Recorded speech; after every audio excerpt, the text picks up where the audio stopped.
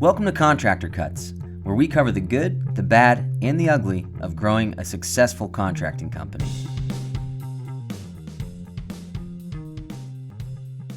Welcome back to Contractor Cuts. My name is Clark Turner. I'm Jared Flo. Thank you guys for joining us again. So this is part 2. If you haven't listened to part 1, go back one podcast and listen to that one first because it sets up this podcast. That's right. Last week, we talked about why clients hate contractors. And we said the perception of contractors versus the reality of what's really happening in the background. And we kind of covered all the topics of why contractors have such a bad name in this industry. And so this week we're doing part 2, which is doing contracting differently. Yep. That's been the ProServe Alliance slogan for a long time. And what that means is we want to train and teach and work with contractors that are looking to do contracting differently than what everyone expects them to do. And I think the reality of that is that what we spelled out last week is the reality is that clients being taken advantage of or problems happening is not because the contractors are bad people or bad seeds or whatever.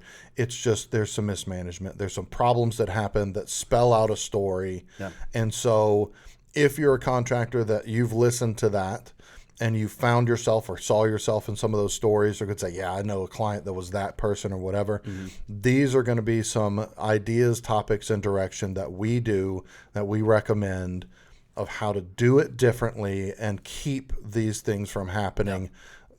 Stuff like this is going to happen. There always are going to be these type of problems where, there's a trust issue or something happens and you can't follow through on what you said you were going to do. Things happen, but implementing these couple of things that we're going to go over are going to help prevent and circumvent things from happening and make it less and less stressful for sure. It's crazy because once we get new contractors that come in and we start talking through setting up these processes and procedures and all the things we're about to talk about today, what they look at it and say, it's just a little bit of work on the front end makes the entire thing way easier. It's like, yes, that's it. Everything in this entire industry is if you can prep, then you don't have to react as much, right? I can get rid of 90% of the reactionary fires that happen by doing just 5% of extra work on the front end to prep everything. It's just like anything else we do in construction.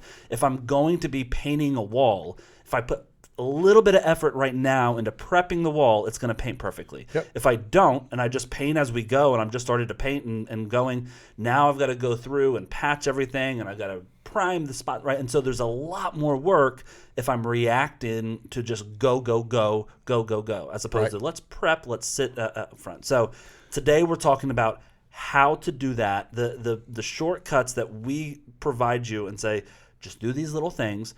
These 2 main things will solve all of these problems. Yeah, well, and I think the setup of that is what you need to know as a contractor is that your clients, for the most part, are coming to you with a fear. They're afraid they're going to be lied to, they're going to be ghosted, they're going to be taken advantage of, that this is going to be a battle.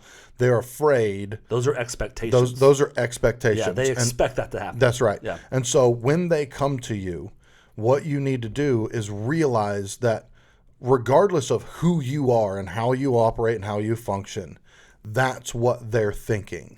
And so your job is to know that, and how do I help them overcome that before we even swing a hammer? How do I adjust their expectations to what they should actually be expecting? Because a lot of times, and something that we don't realize is they might expect A and B is going to happen. And they're fine if they know today that, hey, we do it like B. And they say, okay, great. I know that. I'm entering the contract with you knowing that that's how things get done. I'd prefer to be A. I'd prefer a phone call every single day from my contractor. I prefer that. But if you're telling me you're going to send me 2 emails a week minimum and that's the expectation, I'm okay with that. I can accept that, right? And so we're changing those expectations day one. So when we're going along, they've lowered and changed their expectations and are happy with it because that's the bar that I'm got to hit. So it's allowing us that some clients, the good clients that we call them, already have that expectation that is acceptable of what we're going to perform as a service. And so those we're like, oh, those are easy clients. Those are good clients. other clients that are the hard, difficult clients. They expect to have a conversation with you in the morning and at night on site every day. I want 7 walks with you, hand in hand. Let's hold hands and walk around the property every single day. The entire project, right? Which on their side seems reasonable. Yep.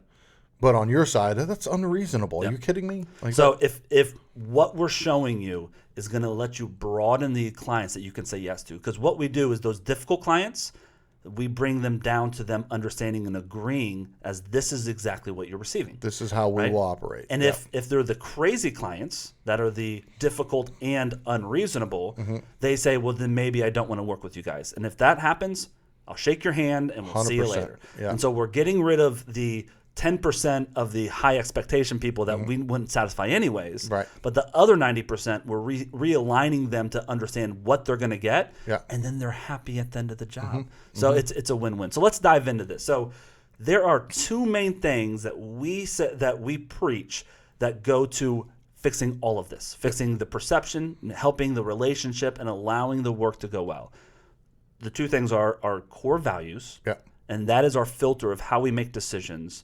And then the second thing is our client engagement agreement and all the rules of exactly how we run a job. So those 2 things work hand in hand because our core values is how we want to think about the client, how we want to treat a client, how I want to be perceived, how I want to act. And so we have those core values as a filter for any decision. And it creates a standard for when those things are easy to do when everything's fine. Yeah. But it creates a standard of how do I operate when things are not fine, when they're difficult, when somebody is being unreasonable. These are the things that help me create consistency in the way that me and my company work and react and provide customer service. Exactly. And you write your client engagement agreement, which we'll talk about next. But when you write that and when you have it spelled out, it's an embodiment of your core values, right? It's my core values, I want to communicate this way, this way, this way, and this way, right? So by doing that, I'm telling you in my client engagement agreement, this is how you can expect my communication. It's the legs or the boots or the feet or whatever of the core values. These are the core values, and these, based on that, this is how that's going to function. To stay within the boundaries of how our core values dictate to us. We always say it's like the rules of the game. It's you might not like all the rules, but you will enjoy playing the game and not blame me if you violate the rules. If you know the rules. Right. But if you don't know how things are going to happen in this game and we start playing it and I'm like, violation, you're like, you didn't say that before, blah, blah, blah, blah, blah, and it escalates. So let's talk about these. The core values, we have 3 legs of our core values. We communicate, we advocate, and we lead. Those are the 3 core values that we give you. And we break that down.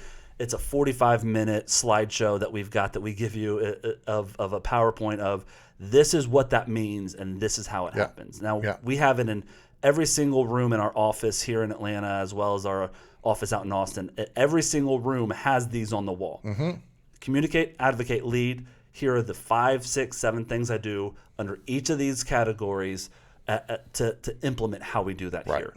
Now, we don't require our employees to memorize all of that list, but they all know we communicate, we advocate, and we lead. And that's the bar and the filter that I'm going to be judged on as an employee at this company. And the top line of that is treating people right.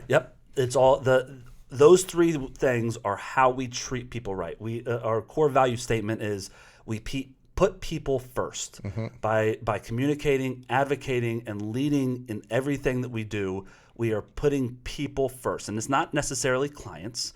It's not necessarily ourselves. It's people. It's the guy working at Home Depot. It's your subcontractor. It's our subcontractor. It's everybody. It's the client's cousin who showed up, who used to be a contractor and wants to tell you what you're doing wrong. It's everybody that we come in contact with while we're working for this company. They're going to be treated well. And so we lay it out. This is how we communicate. This is exactly the 5 ways that we require you to communicate with our clients. These are the 5 ways you are going to advocate for our clients. We advocate passionately. We don't say, listen, it's not a big deal. It's a small job. Get over it. Right. It's if that makes you mad, then I'm going to be mad for you. And I'm going to make sure that gets fixed. You don't have to go to battle. I will fight this battle for you. And then the lead, which is I am in charge. I am leading. Because if I don't lead, the client's going to Yeah. lead. Someone's going to lead this renovation, and we spell out how we do it, and we get our clients buy-in saying, all right, you're the leader here. Yeah. Right? And so we set the table with those, and we sit them down for this client engagement agreement where we list out everything. Yeah. So let's dive through the 4 different identified spots where clients Have a bad perception of contractors. And then we're going to show through our those 2 things, the client engagement and the core values, how you set these up to be eliminated from your clients' minds. So the first one is the idea that I'm going to be left hanging. Yep. That they're Ghosting. I'm You're going to gonna get take my money. ghosted. Yep. You're going to take my money and you're going to be a no-show. Yep. So with that, there's a couple different things that happen. We talked about last week. We spelled all the different things out. I took your money and had to spend on another job. That is a value of honesty. I'm not going to take your money to finish this other job. I just can't do it. Right. I've got to go to this other job and say, listen, this is what's going on. It's cost me this, this, and this. I cannot complete this. And having to communicate in a leadership way to client 1 about the shortcomings that's happened on their jobs.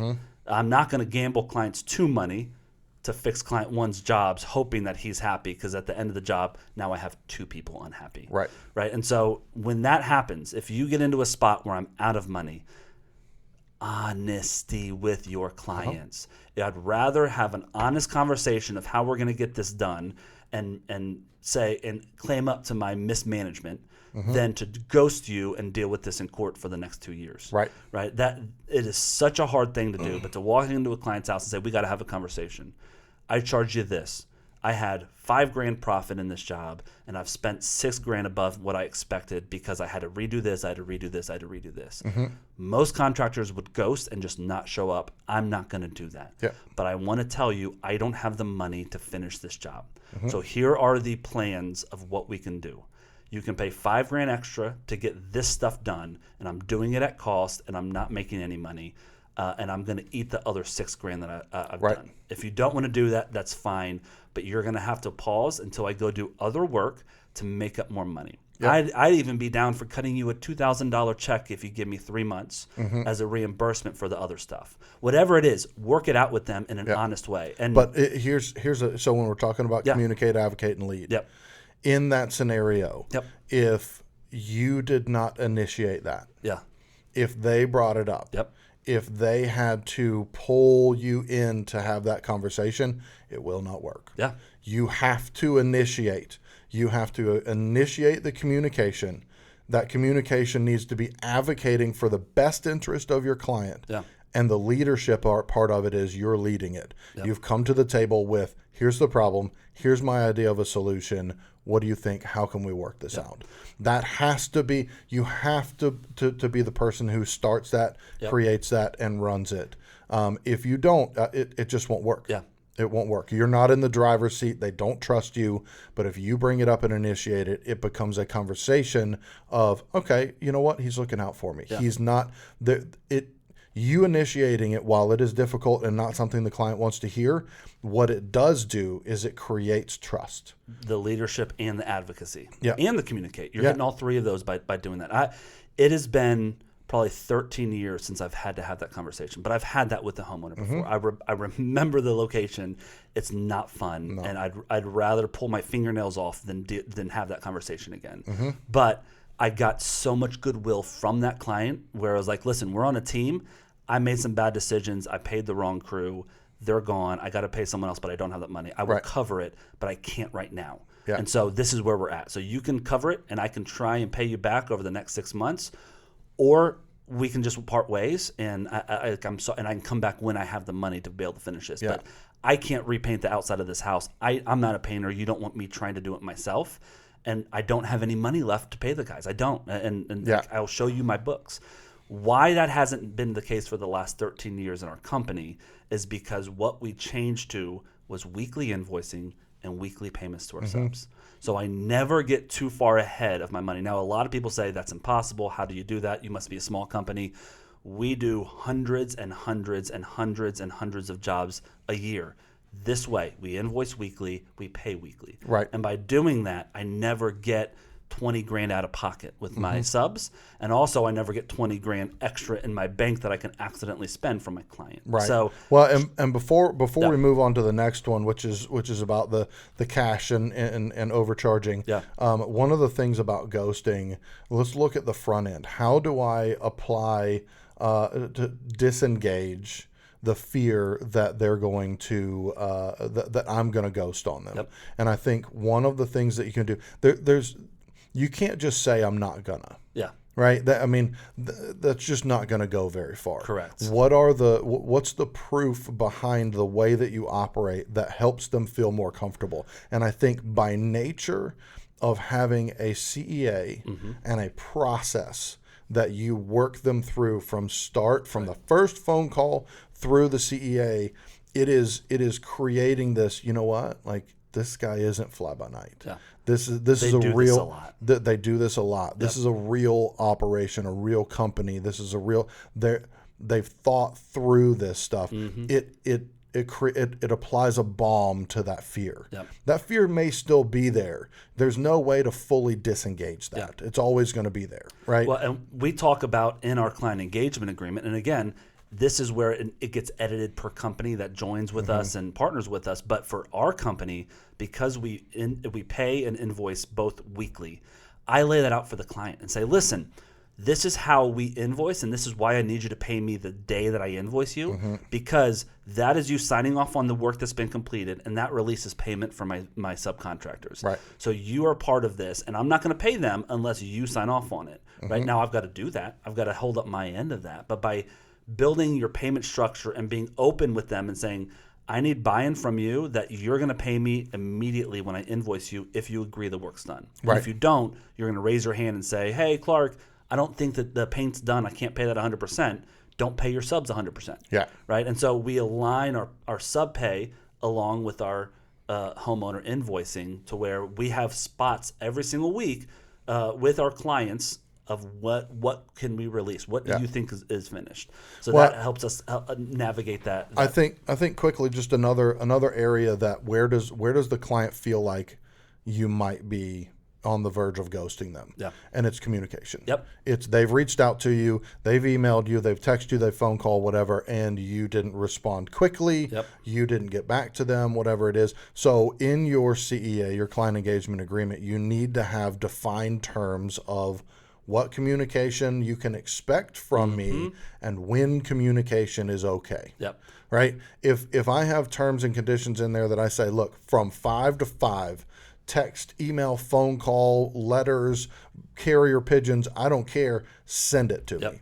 But anytime outside of that is my family time, and Saturdays you can do that, but Sundays don't call me. Right? If you set those parameters, they have something to look back to go, oh yeah, I hit them up at like 8 o'clock on Saturday afternoon, Saturday evening. I'm probably not going to hear back till Monday morning. But if that's not in place, over 24 hours goes by and you haven't responded back to them, they think you've ghosted. Yep. Right. So that's a really important thing to have in there, spelled out. What communication you can expect. We spell out how we communicate and what you can expect from our communication. And we're usually lowering expectations at this point. But they're fine with it because it's part of our system. And like, well, if this works, y'all are the pros. Y'all do this all day in and day out. Right. So by what you're talking about eliminates 2 of the 4 things on our list. The first one, which is I'm uncomfortable, this guy's not getting back to me, he's going to ghost me. As well as the number 3 thing on our list, say what building you don't the do trust. What you say. You don't do what you say you're going to do, right? And so both of those things are, I'm saying what I'm going to do, which is, you are one of many clients, but I only take on enough that we can handle, right? Yeah. So I've got a certain number of clients that I'm dealing with right now, and you're one of them. Your priority, number 1, just like every one of my other clients. You are all priority number 1. But that also means if I'm with you and another client calls me, I'm not going to answer their call till we're done with the conversation. Right. And when I'm with my other clients, I'm not going to answer your call until I'm done with that conversation, but I will get back with you. I walk your jobs on Mondays. Every Monday. No matter what, I'm walking the job. I'm seeing what I'm going to invoice, what I can pay my crews this week, and total status. So if you want to walk the jobs, I'm there on Monday. Reach out, set up a time, let me know when you want to meet, and let's walk it on Mondays. Yeah. Now, Tuesday through Friday, I'm going to be in and out. It's not a good time because I'm doing estimates for other jobs. I'm checking in. So I don't have a set schedule for when I'm going to be there, but I will be there at some point. And then you can also expect at least two communications from me. I'm going to email you twice a week. I usually invoice on Tuesdays or Wednesdays or whenever you want to invoice. And then I'm also going to do an end of the week email on a Friday to kind of circle back to what's going on. So you can guarantee that you're going to get both those. Right. We also spell out, like you said, I have a family, and though this is a couple months of your life to do this renovation, I've been doing this for 16 years, day in and day out. So I need to protect my family time in the nights and on the weekends. At the same time, you're an important client. So if your house catches on fire, call me, text me, email me. If you're trying to figure out your paint colors, send me an email and know I'll get back to you tomorrow or the next business day. And I'm telling you, that's the rules that's going to happen. And every client sitting at the front end says, that makes sense. That makes sense. That's fair. And so you've set that up on the front end with one conversation to where 3 months later, and my client's calling me on Saturday afternoon, like, oh, I'm going to leave him a message. He'll call me back on Monday. Cool. I know he said it. That's what he's going to do. Now you got to follow through and do it. But it's also places in the past that we've gone to clients and said, hey, do you remember when we had this conversation at the front end? Yeah. Was this thing that you have been contacting me about, blah, blah, blah, blah, was it an emergency, or could it have waited for when I walked the job on Monday and got there with you? Yeah, it probably could have. My bad, blah, blah, blah. Yeah. So you have a boundary to point back to. Yeah. I think when you're, we skipped over one and we'll come back to it, but when we're talking about being trustworthy and or the opposite, the perception that, you're a liar and you're not going to do what you say you're going to do, that's the CEA all day long, right? That's the CEA and the software. Yeah. Because it's either you're promising stuff that you don't want to deliver on or can't deliver on. That's a CEA. Or you're too disorganized to remember to do certain 100%. things, right? Yeah. And so the software that we have that we give you as a partner, or you can buy just the software from us.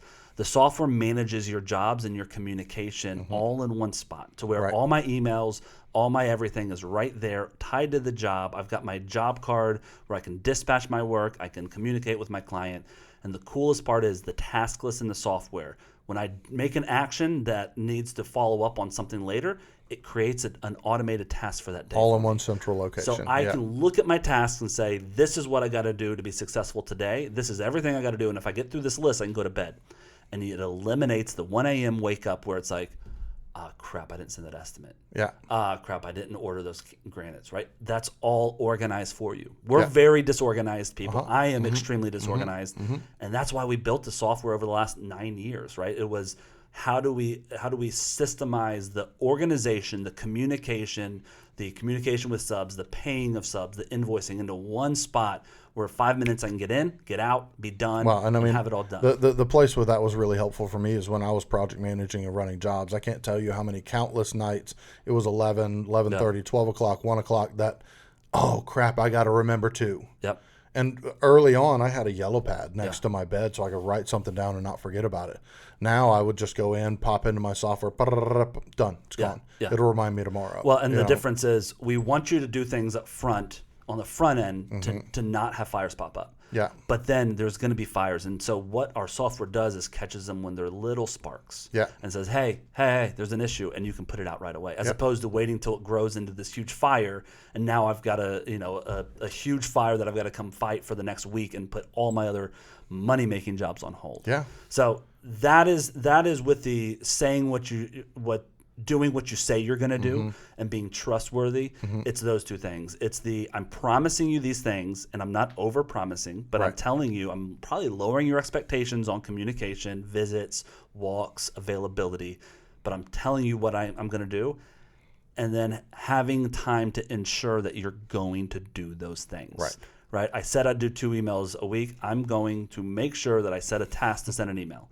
I'm going to make sure that on Tuesday mornings and on Friday mornings, I'm going to sit at my computer and email every job in my software, open that up, send this is what's going on, send, next job, and I'm going to take 30 minutes to email all of my clients at once. Look, if you're, this is the best piece of advice I can give you. I would highly recommend to implement a client engagement agreement. Yep. If you become a ProServe Alliance member, we will give you ours that you can doctor and whatever. But if not, create your own. Use it to spell out all of the operations, how things are going to work and whatever. But do not do that if you don't intend on adhering to the things that you've committed to do. If you don't, you are setting yourself up for failure. Right. So, but going into the third one that we skipped over, it is about being taken advantage of, money held hostage, being overcharged, all that stuff. And I think really we can boil that down to it's all the same thing. That if come up with a way that if there's extra money that is needed on a job, the way it's spelled out in our CEA is that we will never spend your money without having a conversation with you beforehand. Right. And there's a stipulation on that unless it is for the intent of protecting further damage of your property. If a water main, a plumbing pipe breaks, I'm going to spend money to fix that to make sure that it doesn't ruin the rest of the house. Right. But spelling out payment terms, spelling out how change orders are going to be received, spelling out how we're going to nail down all the different aspects of the money and what you can expect for how I'm going to invoice you. So what I'm going to invoice you for, that we do weekly invoices for work completed, and then we expect you to pay that at the time of. We do it that way so that Mr. Client, you are never paying in front of the work that has been done. Because if I'm doing a draw schedule or whatever, you might pay $20,000 and I've only done $3,000 worth of work. So you're at risk the remainder of that money, hoping that I catch up. The way that we do it is we do it line by line as things are done, and it keeps things balanced to make sure. So it's just a way for the client to feel protected. You've created a system that's protecting my money. And so I think that's however you want to do that. I think that's a big piece of it. If you know that is the perception that they're going to be taken advantage of, that you're going to use their money and hold them hostage and whatever, come up with ways that you write out in your change or in your CEA that solve those issues. There's really with the number two issue that we have that we're talking about, which is I'm gonna get to 80% of the job done, and then I'm going to hit you with a $20,000 change order that you got to pay me before I complete the work. I'm going to hold your house hostage until you pay me. And so either you give me that 20 grand or you're not moving back in for 6 months till we go to court. Right. And so it's one of those held hostage that people feel that they're scared about. And there's two things that we do. There's two main things that we do to eliminate that from my end. One, in our client engagement agreement, we lay out, like you were saying, the change order process. And we even say in the CEA, these are the three types of change orders that you're going to have. You're going to have a city create a change order. They request something from the inspection. You're going to have a client requested change order, which is you change your opinion on what you're doing. Or you're going to have a contractor generated change order, which is us identifying issues that weren't identified previously on the scope. And we walk through what that process is. So the client's like, oh, that makes sense. Those are the three different types. And this is how you're going to approach it. And this is what you're going to do when we get there. So now I can reference back if that happens. That's number one. Number two is I have job items in my software that are preset items. So our software has line items that you can preset and save as template line items. So that way when I go in and say paint house, I can have 2 paragraphs about what's included and what's not included. I put our Promar the Promar level Sherwin-Williams paint as our minimum level. It covers trim, walls, ceiling, doors. This doesn't include this. This doesn't include this. We will have a spot where we wash brushes out. We will need access to this. This assumes that there's nothing being in the property, or it's an empty property. All of that fine print stuff that you can literally build into your job template. To every time you hit paint, it just drops in there with the price. You put the square footage of the house and you're done with the quote. Right? So we have these detailed job items that doesn't make me think through every catch that I got to put in every line item when I'm selecting it. So if I'm doing carpet, this includes rip out, removal, and haul off of carpet. This does not include cleaning. Oftentimes when carpet's being replaced, Other areas of the house will have dust and dirt created. It's line items with detail and clarity. Yes, and in our software you can pre-program that, so you don't have to take Type it out 4 every time. hours to Right, write one estimate. So those two things, having a clear, defined agreement in place as to how change orders work and why and how they're generated, and then high detail on the estimate that can be pre-thought out and just cut and paste or templated by each job, to where you have exactly what you are and are not going to do for that line item. Well, one of the benefits of that is if I'm growing a company and I'm bringing in new project managers, the fear is that I gotta hover over them because they might forget details, or they might forget that when we put in new floors, I need to add quarter round or shoe mold a part of that. If I build out my line items that spell out those This does not include quarter round. Right.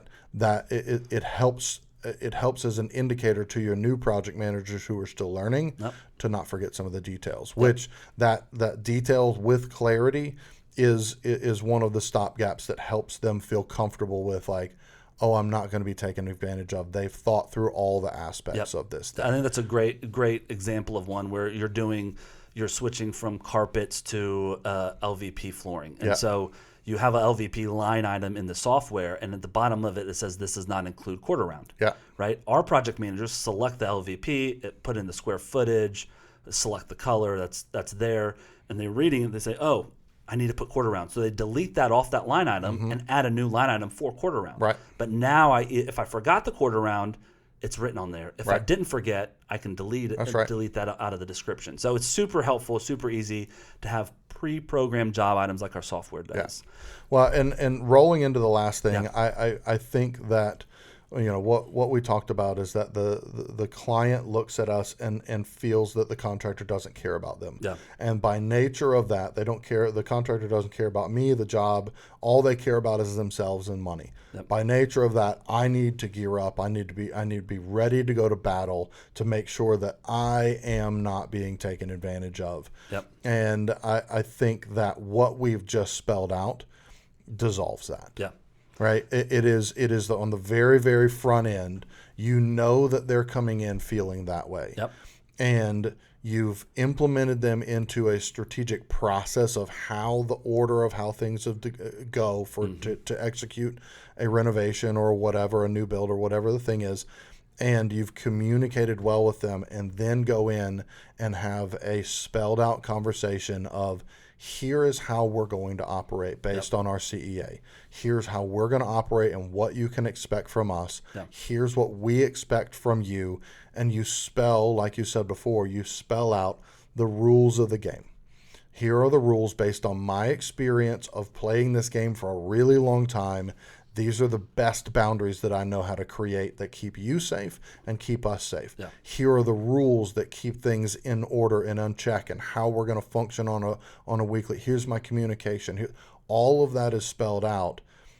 We've never had somebody come in and do that process with us and come out feeling like they still need to go to battle. I think there's one line in our client engagement agreement that you have to put in yours. You have to have this in there, because you read this one thing and it changes the entire. Is that the one that's really, really tiny in the Willy Wonka fine print? Yeah, no, it's the line where you say, so let's talk about my crews, and you say, so in this communication spot where we're talking about crews, I want you to know, I am here as your representative to ensure that this gets done. That's why you're hiring me.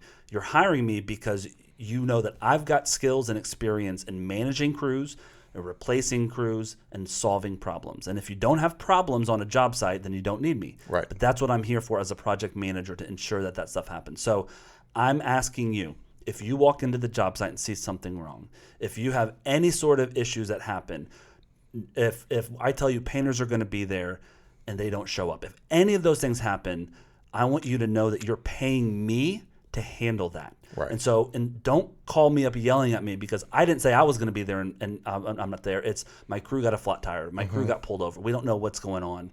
But know that you pick up the phone and say, hey, Clark, you said the crew is going to be here. I don't see them. Can you handle this? Yeah. And let me handle it. You're paying me for that experience. Let me be your concierge. But when an issue happens, if you are hiring Clark to paint your house, then I don't show up, you can be angry with me. But know that you're hiring me to pick my very best painter to come out and paint your house. And if I need to replace him, that's going to be on me, and I'm going to handle that. And so you got to trust me in handling that business. And if you feel like I'm failing on that, please let me know. Yeah. I want to have that conversation with you. But I'm your representative. You're paying me to represent you, to make sure these guys get everything done as they can. Yeah, well, and I think that what that does is that repositions the stance of a client comes in thinking that we're going to be on opposite sides of a field throwing bombs at each other trying to get down the road, right? They're trying to get me to do as much work as possible for cheap, and I'm trying to get as much money out of them. Yeah. And so this is the repositioning of that stance that, Mr. Client, I need you to understand that I am here to be your advocate for, I understand your dream, I understand your direction, I understand your budget, and I know what I want to get you to that excited place where you're showing this off to your family, your friends, having a party at the house. I want to get you there, and we are going to work together to spend your money executing this with these crews and tools that I am bringing to the table. That advocacy conversation starts with the first estimate, because when I'm estimating a job and I send you an estimate and I show you the pricing and you say, wow, that's a lot for hardwoods. I say, okay, Mr. Client, I understand that's a lot of money for hardwoods. And if we want to go, I quoted the hardwoods that from our conversation that thought you wanted. If we want to lower that price, we can. Let me get some alternatives to how we can get this down. Right. Not I'm going to discount it down for you, but I give you what I thought you were looking for, and this is the price it takes to get that done. And as your advocate, if we want to be in a lower budget, that's fine. But if you have a budget for a hamburger, I can't get you a steak. But if you want a steak, that's fine. This is the price for it. And helping your clients understand I am literally the waiter, and I'm in charge of helping get you exactly what you want. I'm not trying to price things differently. This is our standardized pricing for this. Whether it is or not, this is the standard price that I'm going to charge for this. So I'm not going to build up my pricing so I can discount to start the conversation with my client like, no, this is my best price. My best price the first time, because I'm not here to rip you off. I'm here to give you exactly what you're looking for as your concierge, as your waiter, as your project manager, and I can do it for cheaper. I can hire cheaper crews. Let me tell you what that sacrifices. Well, $65 is too much for a filet mignon. Okay, great. Do you still want a steak? Yes. Well, let's look at a New York strip. Yeah. It's going to be it's a great steak. It's going to be a little bit lower price, and it's going to be more in your price range, and I think you're still going to be really happy with it. Vice versa, you go to a restaurant and you're like $400 for a steak, and they say, well, we could do it for you for $69. Come again? Well, then price it at $69. Yeah. You're ripping, I'm not coming back to this place, right? So don't jack up your prices so you can get negotiated down, because you're starting off breaking the trust with that. That's right.